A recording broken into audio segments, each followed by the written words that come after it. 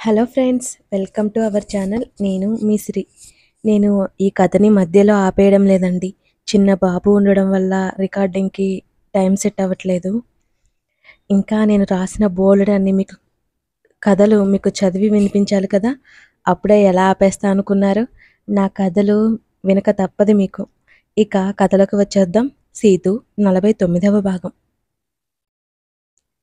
అప్పుడే వెళ్ళిపోతారా? ఇంకో 4 రోజులు ఉండండి అత్తయ్య అని అడిగాను.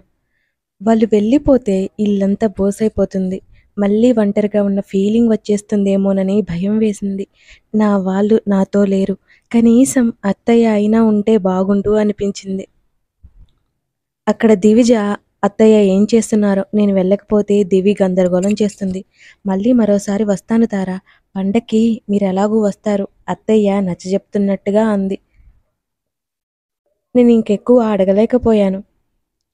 రెడీ అయిపోయారా? నిద్ర కళ్ళతోనే బయటికి వచ్చాడు ధ్రువ. ఎర్లీ మార్నింగ్ ట్రైన్ ఉండడంతో దానికి రిజర్వేషన్ చేయించాడు. కనీసం వాళ్ళని మా ఇంటికి కూడా తీసుకెళ్లలేని పరిస్థితి. బోలెడన్ని జాగ్రత్తలు చెప్పి ధ్రువ కోపం గురించి మరోసారి నాకు చెప్పి అత్తయ్య మానస బయలుదేరారు ధ్రువతో పాటు. అప్పటికి 6 గంటలైపోయింది. మళ్ళీ పడుకోవాలనిపించలేదు. ఇంట్లో పనులు పూర్తి చేసి ఫ్రెష్ అయిపోయాను. కాఫీ తాగుతుండగా ధ్రువ వచ్చాడు. కాఫీ తేనా? నా చేతులది లాక్కుని నువ్వే తెచ్చుకో అన్నాడు. చిన్నగా నవ్వి నిట్టూరుస్తూ కిచెన్లోకి వెళ్ళి కాఫీ తెచ్చుకుని తన పక్కన కూర్చున్నాను. అత్తయ్య అంత త్వరగా వెళ్ళిపోతాను అంటే ఉండమని అనలేదే అని అడిగాను తననే చూస్తూ. అమ్మ ఒక్కరోజు కంటే ఎక్కడా ఉండలేదు. ఇక్కడ 4 రోజులు ఉందంటే గ్రేట్, ఇక ఇబ్బంది పెట్టలేను అన్నాడు. నేను ఆ విషయం గురించి రెట్టించలేదు. నా కాఫీ తాగడం పూర్తవగానే ఒడిలోకి లాక్కున్నాడు. ఓయ్ ఏంటి అని అరిచాను కీచుగా. తన నుంచి విడిపించుకోవాలని చూస్తూ అటు ఇటు కదులుతుంటే కదలకుండా పట్టేసుకున్నాడు. అబ్బా, పొద్దు పొద్దున్నే ఏంటి అడుగుతూ విసుగు నటించాను నేను. నా బుగ్గలు వత్తుపట్టి సున్నితంగా ముద్దు పెట్టుకున్నాడు. కాసేపటి తర్వాత కళ్ళెత్తి చూశాను. రోజు రోజుకి ముద్దుగా తయారవుతున్నావు సీతూ. మరోసారి నా బుగ్గ మీద గట్టిగా ముద్దు పెట్టుకున్నాడు. చాలే మాటలు, నాకు పని ఉంది, వెళ్ళి ఫ్రెష్ అవ్వు అంటుంటే నాకు నిద్ర వస్తుంది కదిలించకే అంటూ రూంలోకి వెళ్ళిపోతుంటే తన చొక్కా పట్టుకున్నాను. ఏంటి అన్నట్టు ఆగి వెనక్కి తిరిగి చూశాడు. ఇప్పుడు నిద్రేంటి? ఇది టిఫిన్ చేసే టైం, పడుకునే టైం కాదు సార్, మర్యాదగా వెళ్ళి ఫ్రెష్ అవ్వండి అన్నాను. రాత్రి నిద్రలేదు కదే, దా నువ్వు కూడా. దగ్గరికి లాగగానే ఒక క్షణం అదిరిపడ్డాను. నేను రాలేనులే, నువ్వెళ్ళు తడబాటుగా చెప్పాను.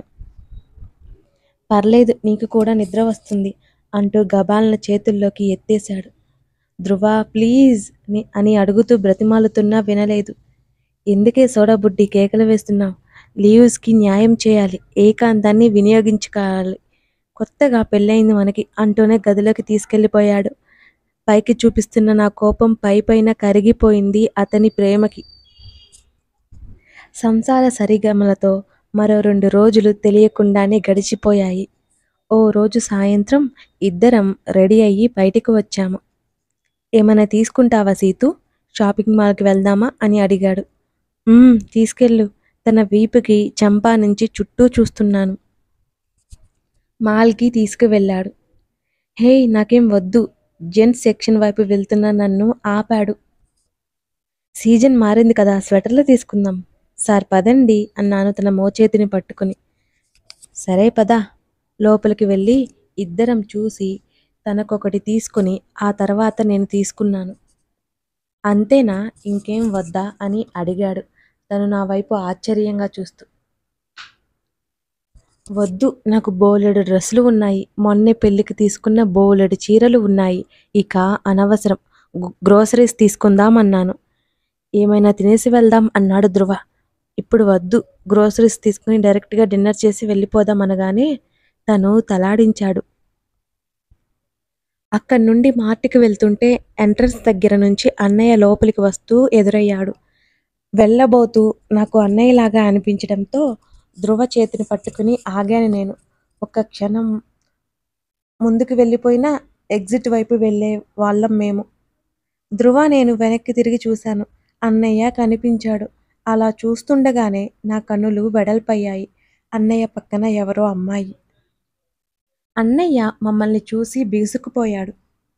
చూడు మీ అన్నగారి వేషాలు అంటూ నన్ను అన్నయ్య వైపు లాక్కెళ్ళాడు ధ్రువ. తరుణ్ ఏంటి ఆగిపోయావు, వెళ్దాం పదా ఆ అమ్మాయి అడుగుతోంది. నేను తనని చూశాను. Blue jean, orange colour hoodie వేసుకుని ఉంది. జుట్టు వదిలేసి ఉంది. అన్నయ్య భుజాల వరకు ఉంది. వాళ్ళిద్దరిని చూసి నాకు పర్ఫెక్ట్ అనిపించింది. ఈడు జోడు. తరుణ్ మాట్లాడవేంటి, ఆ అమ్మాయి పిలుస్తుంటే అన్నయ్య గుటకలు మింగుతూ మమ్మల్ని చూశాడు. హాయ్ రా, ఎవరి అమ్మాయి, ధ్రువ కావాలని అడిగాడు అన్నయ్య ముఖంలో తడబాటు చూసి. అన్నయ్య కాసేపు నసిగాడు. తరుణ్ ఎవరు వీళ్ళు అని అడిగింది ఆ అమ్మాయి. మా చెల్లి, మా బావ. అన్నయ్య నా వైపు నవ్వుతూ చూసి చెప్పాడు. కళ్ళు చిన్నవి చేసి గుర్రుగా చూశాను నేను. ఆ అమ్మాయి కళ్ళు పెద్దవి చేసి మా వైపు చూసింది. నేను తర్వాత కలుస్తాను తరుణ్. ఆ అమ్మాయి వెళ్ళిపోతుంటే ఆమె చేతిని పట్టుకున్నాడు అన్నయ్య. ఎందుకురా అలా చూస్తున్నారు, మా ఇద్దరిని చూస్తూ అడిగాడు అన్నయ్య. ఆ అమ్మాయి నీకేమవుతుందా అని చూస్తున్నా అన్నయ్య అన్నాను నేను కోపంగా చూస్తూ. వాళ్ళిద్దరూ సాన్నిహిత్యం చూస్తుంటే ఆ అమ్మాయి మా అన్నయ్యకి ఏంటో నాకు అర్థమైపోయింది. ఆడుకోకండిరా అన్నాడు దండం పెట్టేస్తూ. మాల్లోనే కాఫీ షాప్లో కూర్చొని ఆర్డర్ ఇచ్చాము. తారా అంటూ నా చేతిని పట్టుకుని ఏదో చెప్పబోయాడు. నేను చెప్పలేదు అన్నాడు ధ్రువ. ఏం చెప్పాడు వీడు అడిగాడు అన్నయ్య. నేను ఆ అమ్మాయి వైపు చూశాను. మేము ఉండడంతో కాస్త ఇబ్బందిగా ఫీల్ అవుతున్నట్టు నాకు అనిపించింది. పాపం తను ఇబ్బంది పడుతుంది. మా అన్నయ్య సంగతి తర్వాత ధ్రువని బ్రతిమాలాను.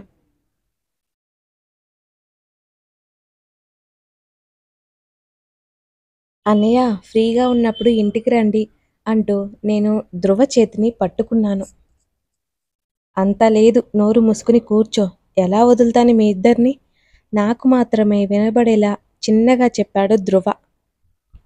పాపం తను ఇబ్బంది పడుతుంది. మా అన్నయ్య సంగతి తర్వాత ధ్రువని బ్రతిమాలాను. అరే మీ దగ్గర దాచడానికి ఏం లేదు. మేము రిలేషన్లో ఉన్నాం. మీ పెళ్లి తర్వాత మా విషయం ఇంట్లో చెప్పాలనుకున్నాం. కానీ నాన్న ఇప్పటికే ప్రేమ అంటే మండిపడుతున్నాడు. అందుకే ఆగిపోయాం అన్నాడు అన్నయ్య. మీ బాబుకి నచ్చదని ఆగిపోతావే ఏంటి, ధ్రువ సీరియస్గా అంటున్నాడు. మా నాన్నని అనడానికి ఏ అవకాశం వచ్చినా వదులుకోడు ఇతగాడు.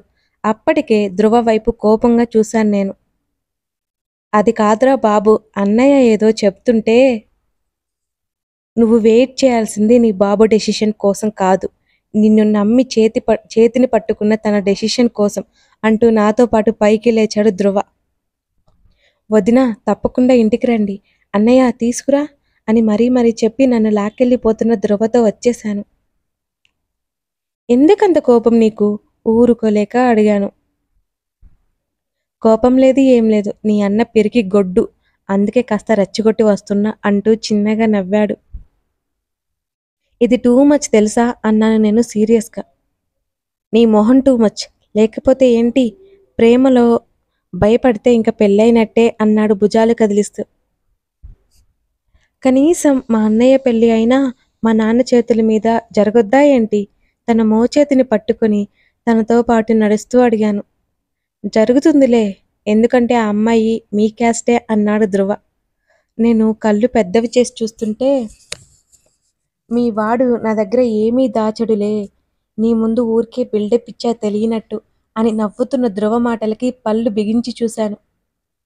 ఎంత మోసం, మీ ఇద్దరూ కలిసి నా దగ్గర దాస్తారా, తనకి కూడా నువ్వు తెలుసా అరుస్తూనే అడిగాను. సీతుగా ఈ మధ్య నీకు భయం లేకుండా పోతుంది, మనం ఎక్కడున్నామో చూసుకో అంటూ పెదవి విరిచాడు. మేమింకా మాల్లోనే ఉన్నామన్న సంగతి గమనించి గొంతు తగ్గించాను. ఇద్దరం అక్కడి నుండి బైక్ మీద సూపర్ మార్కెట్కి స్టార్ట్ అయ్యాము. నువ్వు నాకు ఇంకా చెప్పలేదు, ఆ అమ్మాయికి నువ్వు తెలుసా, మరి తెలియనట్టు ఉంది తన వీపు మీద తడుతూ అడిగాను. ఒకటో రెండు సార్లు కలిశాను అంతే, నాకంతగా పరిచయం లేదు అన్నాడు ధ్రువ. కనీసం మా వదిన పేరు కూడా అడగలేదే. ఏం పేరు?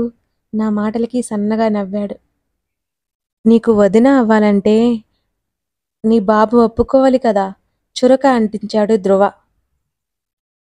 ఎప్పుడు మా నాన్నని ఏదో ఒకటి అంటూ ఉంటావు. ఒప్పుకుంటాడు. ఎందుకు ఒప్పుకోడు? మా అన్నయ్య అంటే మా నాన్నకి చాలా ఇష్టం. నేనేమన్నానో అర్థమవుతుంటే నిశ్శబ్దంగా మారిపోయాను. ధ్రువ కూడా కొన్ని క్షణాల వరకు ఏమీ మాట్లాడలేదు. మార్కెట్ దగ్గర బైక్ ఆపాడు. పార్కింగ్ చేశాడు. అప్పటికే కష్టంగా ఏడుపు ఆపుకుంటున్నాను. నా భుజం చుట్టూ చేతిని వేసి సీతూ నెమ్మదిగా పిలిచాడు. నేనన్నా కూడా మా నాన్నకి చాలా ఇష్టం కదా ధ్రువ! మరెందుకు నా మీద అంత కోపం? అడిగాను. అప్పటికే నా చెంపల మీద నుంచి కన్నీళ్లు జారిపోతున్నాయి. నెమ్మదిగా నా చెంపల మీద కన్నీటిని తుడుస్తూ నువ్వంటే కోపం కాదే సీతూ. ఆ కోపం నా మీద. నువ్వు ఆయన మాటలు వినలేదు అనే పంతం అంతే. ఒకసారి వెళ్ళి మాట్లాడి చూడు. ఖచ్చితంగా ఆయనే నిన్ను దగ్గరికి తీస్తాడు అంటుంటే అది పబ్లిక్ ప్లేస్ అని కూడా గుర్తులేదు నాకు.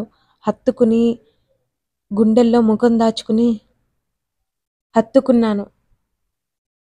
ఏయ్ సోడా బుడ్డి! మనం పార్కింగ్‌లో ఉన్నామే! నా వెన్ను తడుతూ అన్నాడు. కళ్ళు తుడుచుకుంటూ దూరం జరిగాను.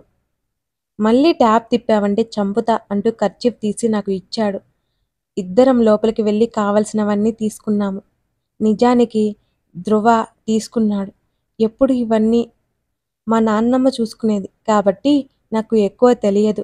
ధ్రువ వాళ్ళు రూమ్‌లో ఉండడం, వండుకోవడం చేయడం వల్ల తనకి చాలానే తెలుసు.